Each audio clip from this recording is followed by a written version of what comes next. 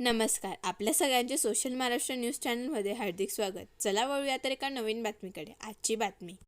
सोमवार दिनांक 11 नोव्हेंबर 2024 रोजी इंदिरा गार्डन देवपूर येथे महाविकास आघाडी मैत्रीपूर्ण लढत समाजवादी पार्टीचे धुळे शहर विधानसभा मतदारसंघाचे अधिकृत उमेदवार माननीय इर्शाद भाई जागीरदार यांच्या प्रचारार्थ जाहीर सभेचे आयोजन करण्यात आले होते.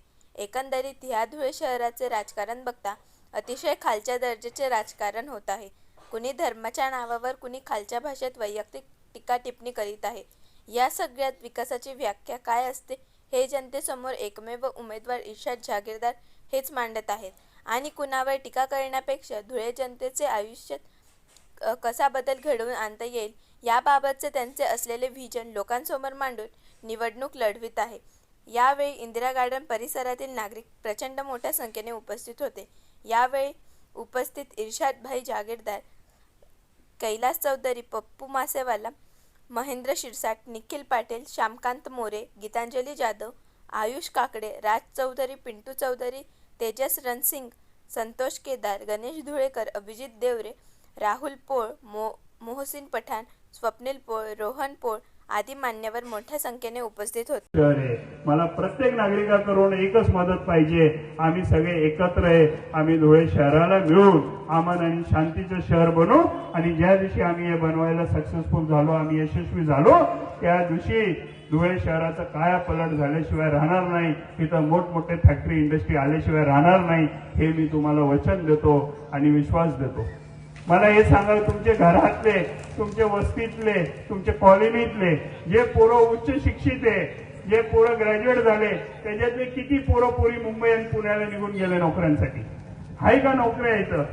तरुण मित्रांना मी विचारतो, हाय का नोकऱ्या इथं? तर ह्यांना हे नोकऱ्या द्यायचं काम आपल्याला करायचं, ह्याच्यावर कोण बोलायला तयार नाही.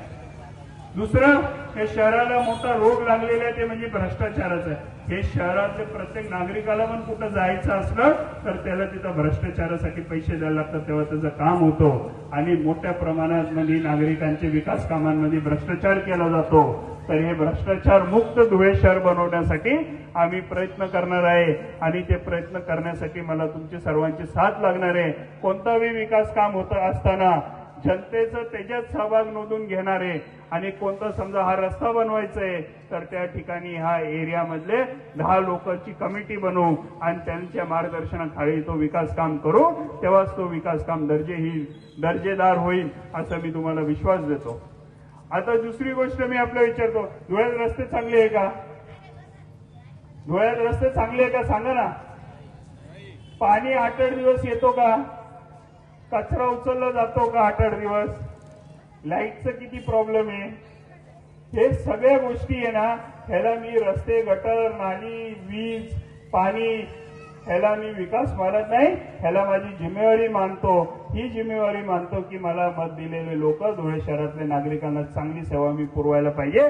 विकास करायचा आहे तर मला विकास गरिबांच्या मुलांसाठी. आज आमचे गरिबांचे मुलं जे सरकारी शाळेत जातात ते मुलांना विचारा, त्याच्या खिडक्यांना पण काच राहिलेले नाहीये. आणि ह्या गरिबांच्या मुलांसाठी मला 10 अशा शाळा बनवायचे धुळ्यात, जिथं आमचं गरिबाचं पोरग जेव्हा शिकत असन ते मुंबईत, पुण्यात मोठे शाळांमध्ये जे लाखो रुपये फी देऊन तिथली पोरं शिकतात तेच आमच्या गरिबाच्या पोराला शिकायला भेटू द्या. आणि जेव्हा आमच्या धुळ्यातलं पोरगान त्याची परीक्षा घेतली जाईल तर मला पूर्ण विश्वास आहे आमच्या धुळ्यातलं पोरगा 1 मार्कांनी तरी पुढे जाईल. दुसरी गोष्ट, आमच्या मुलींसाठी, आमच्या बहिणींसाठी मला 11वी ते पोस्ट ग्रॅज्युएशन पर्यंत फक्त सरकारी गर्ल्स कॉलेज करायचंय, ज्याची प्रिन्सिपल ते आखरी व्यक्ती सगळे लेडीज असतील, एक पण पुरुषाला तिथे एंट्री नसेल. आणि मला पूर्ण विश्वास आहे तिथून आमची गरीबाची मुलगी, आमची बहीण तिथून शिक्षण घेऊन जर बाहेर पडली, ती पण धुळ्याचं नाव 7 समंदर पार रोशन केल्याशिवाय राहणार नाही, हे मी तुम्हाला सांगतो. हे गोष्टीवर कोणी बोलायला तयार नाही. आज आमच्या मुली ज्या कॉलेजेसला जातात ते कॉलेजेसच्या बाहेर 2-5 टवाळखोर रोज बसलेले असतात. ही परिस्थिती आहे. या परिस्थितीवर कोण बोलत नाही. दुसरं, या देशाला 75 वर्षाच्या वर स्वातंत्र्य भेटून झालं, पण आज धुळ्यातला गरीब माणूस जर आजारी पडला, त्याची तब्येत जास्त बिघडली तर त्याला मुंबईला घेऊन जायला लागतं आणि मुंबईला 350 किलोमीटर त्याला लांब न्यायला लागतं. मी असं 100 बेडचं सुपर स्पेशालिटी हॉस्पिटल सरकारी करणार ज्याच्यात आमच्या धुळ्यातला जळगावचा नंदुरबारचा कोणताही गरीब माणूस आजारी पडलं तर त्याला मुंबईला न्यायची गरज पडणार नाही. त्याचा इलाज इथं धुळ्यामध्ये होईल आणि तो आपल्या घरी लवकर चांगलं स्वस्थ घेऊन लवकर आपल्या घरी पोहोचन ह्याची व्यवस्था देखील करायचं काम मी करणार. मी गरीब लोकांसाठी रोज काम करत आलो. तुम्ही माझ्यावर विश्वास ठेवा. जर मी 270 बोरवेल केले असन, कोणताही भेदभाव न ठेवता हे काम केलं असेल तर तुम्हाला शब्द देतो, तुमचा आमदार तुमचा सेवाकरी झाल्यावर मी धुळे शहरातले 4 कोपऱ्यातून 4 बसेस सिव्हिलला सोडणार, ज्याच्यात फक्त सिव्हिलची पर्ची दाखवा आणि फ्री मध्ये सिव्हिल हॉस्पिटलला जावा, इलाज करून परत या. 200 रुपये रिक्षाला घालवायची तुम्हाला गरज पडणार नाही, हे तुम्हाला वचन या ठिकाणी देतो.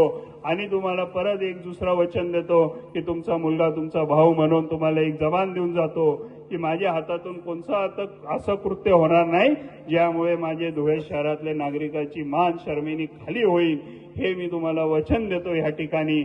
आणि तुम्हाला अधिकार देतो की तुम्ही माझ्याकडून काही चुकीचं झालं तर तुम्ही मला प्रश्न विचारू शकता. तुमच्यातला आमदार मला कधी गर्व येणार नाही, कधी ते घमंड येणार नाही, पण तुमच्यासाठी माझे आयुष्यातले 5 वर्ष आपण मला जी संधी देणार त्याच्यातला प्रत्येक मिनिट धुळे शहर कसं बदलायचं त्याच्यासाठी मी प्रयत्न करीत राहीन. आणि जशी सायकल हे गरीब माणसाचं आव्हान आहे, पण तुम्हाला हे पण सांगतो की सकाळी उठल्यावर मुकेश अंबानी पण सायकलवरच जिम मध्ये फिरतो, तर एक श्रीमंत माणूस आणि गरीब माणूस दोघांना सायकल लागती. तर त्यामुळे गरीब श्रीमंत हे बघू नका. सर्वांच्या जीवनात तुमच्या मुलांच्या आयुष्यात बदल आणण्यासाठी, तुमच्या मुलांचं भविष्य उज्ज्वल करण्यासाठी तुम्ही सायकल या निशाणी समोर येत्या 20 तारखेला बटन दाबा आणि सायकल मुंबईला पाठवा. ही सायकल 100% 4 निशाणीवर पतंग मुंबईला पोहोचू शकत नाही, मशाल मुंबईला जाता जाता विजू शकते, कमल मुंबईला जाता जाता पोहोचवू शकतो, पण सायकल ही मुंबईला 100% पोहोचणार. लेट पोहोचणार पण थेट पोहोचणार. आणि तिथून रॉकेटच्या स्पीडमध्ये तुमच्यासाठी विकास खेचून आणायची धमक माझ्यात आहे. आणि विकासाची गंगा तुमच्या दारावर आणल्याशिवाय मी राहणार नाही. प्रत्येकाच्या गरीबाच्या दारापर्यंत विकासाची गंगा आणायचं काम मी करीन, हे आपल्याला वचन देतो. आणि पुन्हा एकदा आवाहन करतो, येणाऱ्या 20 तारखेला 4 नंबरवर माझं ही निशाणी सायकल आहे.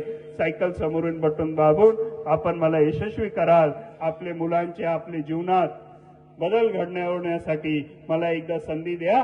मी या संधीचं सोनं तुमच्यासाठी करून देईन एवढा विश्वास देतो आणि माझे 2 शब्द संपवतो. जय हिंद, जय महाराष्ट्र, जय समाजवाद. बातमी आवडल्यास चॅनलला